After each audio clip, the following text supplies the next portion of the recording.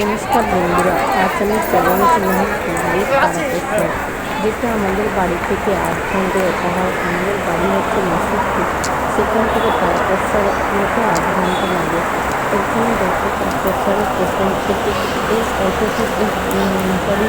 Train থেকে নেমে আমরা হাঁটা পথে টিকিট কাউন্টারের উপর দিয়ে হেঁটে হেঁটে যাচ্ছি। এবার টিকিট কাউন্টার থেকে নামবো। টিকিট কাউন্টারের এখান দিয়ে গেলে সুবিধা হয়, কেন যদি কেউ নতুন আসে টিকিট কাউন্টারে দিয়ে গেলে একটু সুবিধা হয়, কেননা ওই দিক দিয়ে একটা রাস্তা আছে, কিন্তু টিকিট কাউন্টারের উপর দিয়ে গেলে সোজাসুজি রাস্তা, এবং সেখান দিয়ে সেই রাস্তা দিয়ে আমরা হাঁটছি।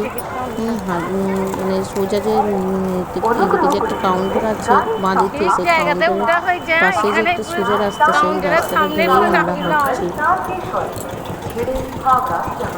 দেখো হাঁটতে হাঁটতে চলে এসছে একটা রাজবাড়ির কাছে, যেটা নামটা আমার খুব একটা মনে পড়ছে না। সেই রাজবাড়ির গেটের উপর দিয়েই আমরা যাচ্ছি। এখানে দেখো কত দোকান বসেছে, কত পাশেই দোকান বসেছে। এমনি সাধারণত বসে, আবার এখন তো শ্রাবণী মেলা চলছে, হ্যাঁ, অনেক দোকান বসেছে। কিছু কিছু দোকান আবার বন্ধও রয়েছে, কারণ আজকে তো মঙ্গলবার, যেদিনকে মেলার দিনগুলো থাকে শনি রবি সোম স্পেশালি, সেগুলো দিয়ে খুবই ভিড় হয়।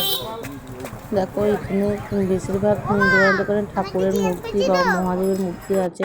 তারপর আমরা পুকুরের গায়ে চলে এলাম, এবং সেখানে সেই নেচার লাইফের যে দৃশ্যটা, সেই দৃশ্যগুলো হচ্ছে। এখানে আবার কিছুটা বাইরে পড়লাম, বাবার বিভিন্ন রকমের বাবা তারামনাকে বিভিন্ন রকমের ছবি দেখাচ্ছে, আর সেখানে বাবা নৃত্য করছে, বিভিন্ন রকম লাইটের সাহায্যে দেখাচ্ছে। এখানে অনেকটা সময় ধরে দাঁড়িয়েছিলাম। অনেকটা সময় দাঁড়ানোর পর আবার একটু সরে আসছিলাম, দেখছিলাম যে একটুটা ফাঁকা হয় কিনা, আর একটু ভালো দেখা যায় কিনা। দেখতে দেখতে চারদিকেই ভিড়, কোনো দিকেই প্লে করা যাচ্ছে না। এদিকে ভিড় ওইদিকে ভিড়, তো নিশ্চয়ই গেছো যে কারোর ভিড় কারোর ভিড়। দেখো পুকুরটা খুব সুন্দর লাগছে, চারিদিকটা আলো ঝলমল করছে।